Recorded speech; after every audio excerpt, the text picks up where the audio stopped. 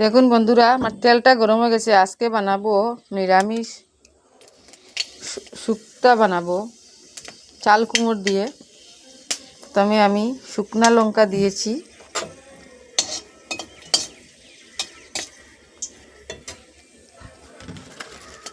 তারপর তেজপাতা দিয়ে দিলাম, আর শস্য আর অল্প শস্য পাঁচফোড়ন দিয়ে দিচ্ছি।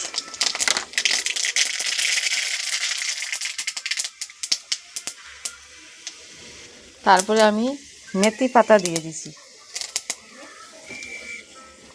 পরে আমি সবজিগুলো দিয়ে দিচ্ছি।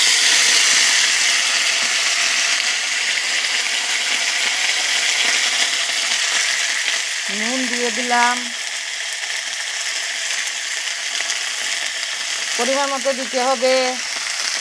আর জিরা বাটা,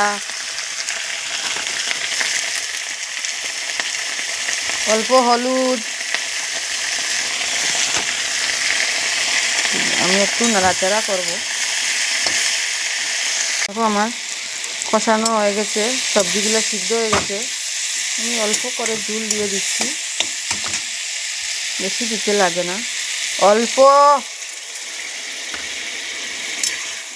বাস বাস বাস হয়ে গেছে। আমি একটু রাঁধুনি দিয়ে দিচ্ছি লাস্টে। রান্নাটা কমপ্লিট, নামিয়ে নেব এখন।